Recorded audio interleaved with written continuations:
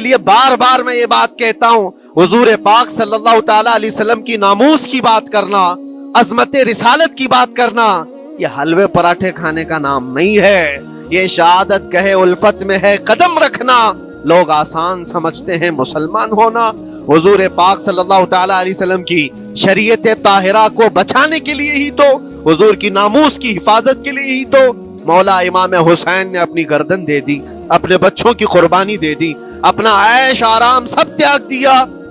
یہ ساری قربانیوں کے بعد ہی اس امتحان سے بندہ نکلتا ہے۔ وہ امام احمد بن حنبل جن کے سینے میں 5 لاکھ حدیثیں محفوظ تھیں، رسول پاک صلی اللہ علیہ وسلم کی 5 لاکھ حدیثوں کے حافظ، لیکن بغداد کے ظالم حکمرانوں نے ان کو ننگی پیٹھ پر کوڑے مارے ہیں۔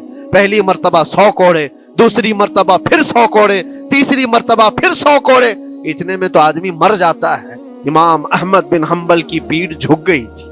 میرے عزیزو، یہی ہے جس کو ہم کہہ رہے شہادت کہے الفت میں ہے قدم رکھنا۔ اگر تم سچا ایمان رکھتے ہو تو پھر آزمائش بھی ہوگی۔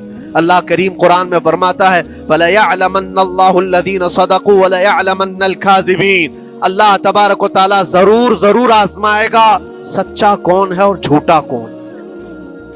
مصیبتیں آئیں گی، آندھیاں آئیں گی، لیکن جمے رہو، ڈٹے رہو، اللہ رب العزت سے کبھی بھی اپنا رشتہ نہ توڑو۔ اور جو تمہارے اندر ایمان ہے، توکل اور یقین ہے، ذرا برابر بھی فرق آنے نہ پائے۔ آج نہیں قبول ہوئی کل ہوگی، کل نہیں قبول ہوئی پرسوں ہوگی، کبھی نہ کبھی تو دعا قبول ہوگی۔ دنیا داروں کے دروازے کھٹکھٹاتے ہیں تو ایک نہ ایک دن دروازہ کھلتا ہے، وہ ارحم الراحمین ہے، وہ ارحم الراحمین ہے، دروازے کھولتا ہے، لیکن وہ بہتر جانتا ہے کس وقت دروازہ کھلنا چاہیے۔ ہم اپنی مرضی کے مطابق رب کو نہیں چلا سکتے، مولا تعالیٰ جیسا چاہے ہمیں ویسا چلنا چاہیے۔ ایک بات اور میں بتا دوں سید، یہ تو دوسرے لوگوں کی بات ہے جس میں ہمارے قصور ہیں، ہمارے جرم ہیں، ہمارے گناہ ہیں، جس کی وجہ سے مصیبتیں آئیں گی، لیکن اللہ کے نبی کا کوئی گناہ نہیں ہوتا۔ جو نبی ہوتے ہیں وہ معصوم ہوتے ہیں۔ سیدنا یوسف علیہ الصلوۃ والتسلیم اللہ کے نبی ابراہیم علیہ السلام کے بیٹے اسحاق علیہ السلام، اسحاق علیہ السلام کے بیٹے یعقوب علیہ السلام، یعقوب علیہ السلام کے بیٹے یوسف علیہ السلام، جن کی نسل میں انبیاء کرام، جو پورا خاندان نبوت کا ہے، وہ یوسف علیہ السلام کن کن مقامات سے گزارے۔ پہلے بھائیوں نے کنویں میں پھینک دیا، اور اس کے بعد اس زہریلے کنویں سے وہ نکالے گئے۔ جنگل میں کوئی نہیں تھا جب ان کے بھائیوں نے کنویں میں پھینکا تھا۔ اس وقت ایک قافلہ جا رہا تھا، انہوں نے ڈول ڈال کر کے نکال لیا اور پھر لے کر کے گئے۔ یہاں سے کنویں سے تو نکالے، لیکن آگے کی زندگی کیا ہے؟ مصر کے بازار میں لے جا کر قافلے والوں نے بیچ دیا۔ یوسف علیہ السلام پھر خریدے گئے، کس کے ہاں؟ عزیز مصر، بادشاہ مصر کے گھر میں، اور وہاں پر زلیخا آپ پر فدا ہوئی، پھر آپ پر الزام بھی لگایا گیا، اور اس الزام کی بنیاد پر آپ کو جیل بھیجا گیا۔ اللہ کے نبی کے دامن پر پیوند تو ہو سکتا ہے، دھبا نہیں ہوتا۔ کسی گناہ کا تصور بھی وہ نہیں کرتے، وہ معصوم ہوتے ہیں، لیکن بغیر کسی قصور کے، بغیر کسی جرم کے آپ کو جیل بھیجا گیا۔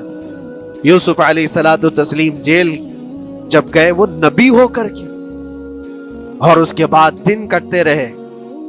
دن کیسے؟ ہفتے کیا، مہینے کیا، سال۔ یوسف علیہ الصلوۃ والتسلیم کے 7 سال گزر گئے۔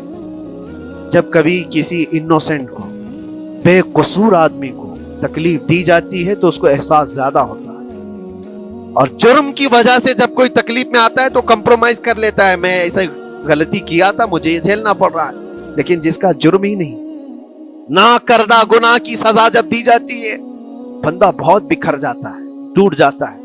لیکن وہ اللہ کے نبی تھے، توکل کیسا تھا، یقین کیسا تھا، صبر کے ساتھ نکالے۔ لیکن ایک بہت پیاری بات ہمیں ملتی ہے میرے عزیزوں، وہاں قیدی اور بھی تھے، اور یوسف علیہ السلام کو اللہ تعالیٰ نے ایک معجزہ عطا کیا تھا۔ وہ خوابوں کی تعبیر سچی بتاتے تھے۔ خواب کی تعبیر ہوا کرتی ہے، جو بھی خواب دیکھتا آدمی اس میں اشارہ ہوتا ہے اللہ کی طرف سے۔ تو 2 قیدیوں نے خواب دیکھا تھا، یہ قرآن پاک کے سورہ یوسف میں پورا موجود ہے، 12ویں پارے۔ 2 قیدیوں نے خواب دیکھا، اپنا خواب انہوں نے بیان کیا یوسف علیہ السلام کو۔ ایک قیدی نے دیکھا کہ وہ سر پر روٹیاں رکھ کر کے لے جا رہا ہے اور پرندے نوچ نوچ کر کھا رہے ہیں۔ دوسرے نے دیکھا کہ وہ انگوروں کو نچوڑ کر کے اس کے رس پی رہا ہے۔ تو انہوں نے بتایا یوسف علیہ السلام کے پاس ایسا ایسا ہم نے خواب دیکھا ہے، اس کی تعبیر کیا ہو سکتی ہے؟ سیدنا یوسف علیہ السلام فرماتے ہیں میں دونوں کے خواب کی تعبیر بتاؤں گا، لیکن اس میں سے ایک بندہ، اس سے آپ نے کہا تو وعدہ کر کے میرا بھی کام کرے گا، میرا بھی ایک کام ہے تو کرے گا۔ 7 سال گزر گئے تھے، جو بادشاہ مصر تھا وہ بھی بدل چکا تھا، جس نے قید میں ڈالا تھا وہ ختم ہو گیا، دوسرا آیا، تیسرا آیا، جو بھی آیا، لیکن حکومت بدلی ہوئی تھی۔ تو خواب کی تعبیر بتانے سے پہلے ایک قیدی سے یوسف علیہ السلام نے کہا کہ میرا کام تو کرے گا؟ اس نے کہا ہاں، آپ جو کہیں گے میں کروں گا۔ تو سنو، تعبیر یہ ہے جس کے سر پر روٹیاں رکھی ہوئی اور کوے کھا رہے تھے یا پرندے کھا رہے تھے، اس کی تعبیر یہ ہے کہ عنقریب تجھ کو موت کی سزا سنائی جائے۔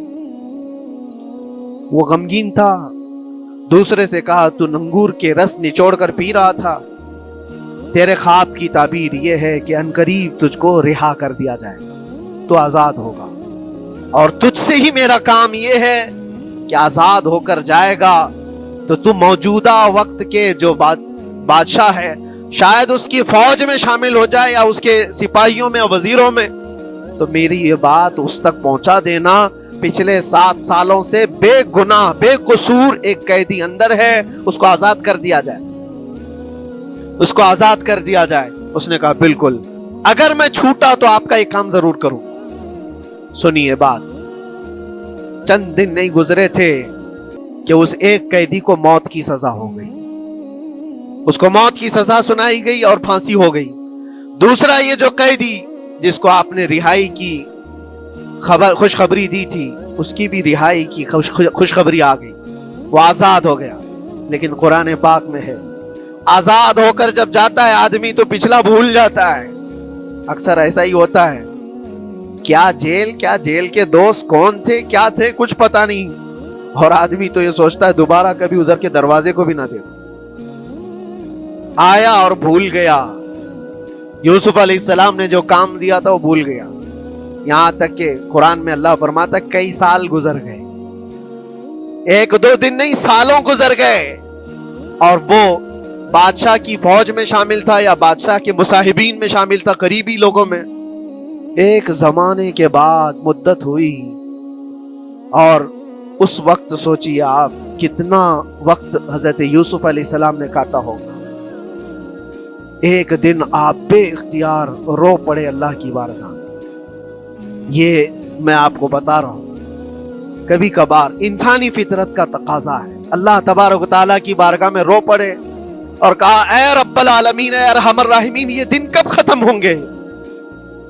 یہ جس طرح سے مجھے جیل کی سلاخوں کے پیچھے بند کیا گیا ہے، ان مصیبتوں سے کب آزادی ہوگی میرے مولا یا ارحم الراحمین؟ جواب رب تعالیٰ کی طرف سے آیا، یہ ہمارے اور آپ کی بات نہیں ہے، یہ اللہ کے نبی کی بات ہے۔ اب سنو، یوسف علیہ السلام کو جواب آیا، اے یوسف، جب تجھے جیل سے نکلنا ہی تھا، تجھے باہر جانا ہی تھا، تو دنیا کے بادشاہ کے پاس سامنے کیوں ریکویسٹ رکھا، میرے سامنے رکھ دیا ہوتا۔ اللہ اکبر، یہ توکل کا اعلیٰ درجہ ہے۔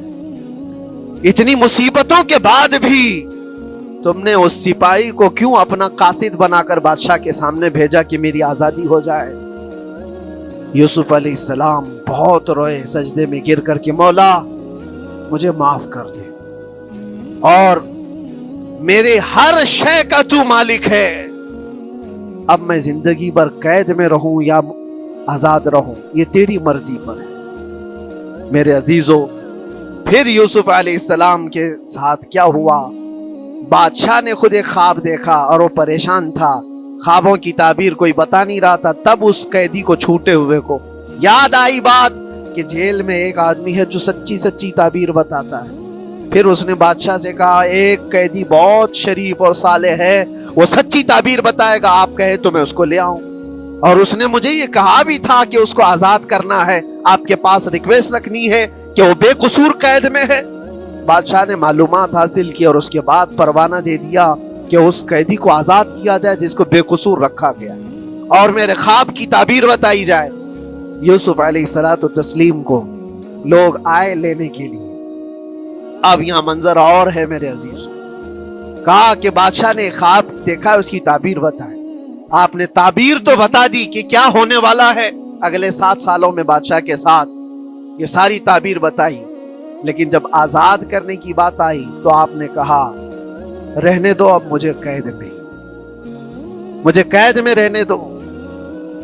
اس لیے کہ آپ کو یہ احساس ہوگا کہ میں بادشاہ کے پاس کیوں رکھا ہے اس مقدمے میں. لیکن بعد میں بادشاہ اور اس کے مصاحبین اور اس کے وزیر آپ کو اصرار کرتے ہوئے لے گئے اور لے جا کر کے سیدھے وزیر اعظم کے تخت پر بٹھا دی.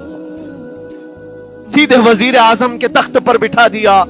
پھر رب تبارک و تعالیٰ نے فرمایا اے یوسف، جب تک ہم چاہیں تب اندر رہے گا آدمی، اور جب ہم چاہ لیں باہر تو پھر اپنی مرضی سے کوئی اندر بھی نہیں رہ سکتا. حقیقت ہے میرے عزیزو، جب مصیبتوں کے ختم ہونے کا وقت آئے پھر پوری دنیا کھڑی ہو کر کے بھی تم کو مصیبت نہیں دے سکتی، تکلیف نہیں دے سکتی. اور رب تبارک و تعالیٰ نے فرمایا وَإِن يَمْسَسْكَ اللَّهُ بِضُرٍّ فَلَا كَاشِفَ لَهُ، اگر تم کو اللہ کی طرف سے کوئی مصیبت آئے تو کوئی اس کو ہٹانے والا نہیں ہے. وَإِن يَمْسَسْكَ اللَّهُ بِخَيْرٍ فَلَا رَادَّ لِفَضْلِهِ، اور اگر اللہ تبارک و تعالیٰ کوئی بھلائی کسی بندے کو دے دے تو دنیا کی کوئی طاقت اس کو روک بھی نہیں سکتی. آج اگر رب تبارک و تعالیٰ ہم کو کوئی مقام اور مرتبہ دے دے، کوئی عزت اور انعام دے دے، سارے کتے بھونکتے رہیں، اس انعام کو کوئی رد نہیں کر سکتا.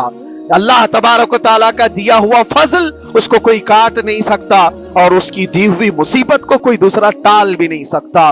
اسی لیے آؤ لگے رہو اسی بار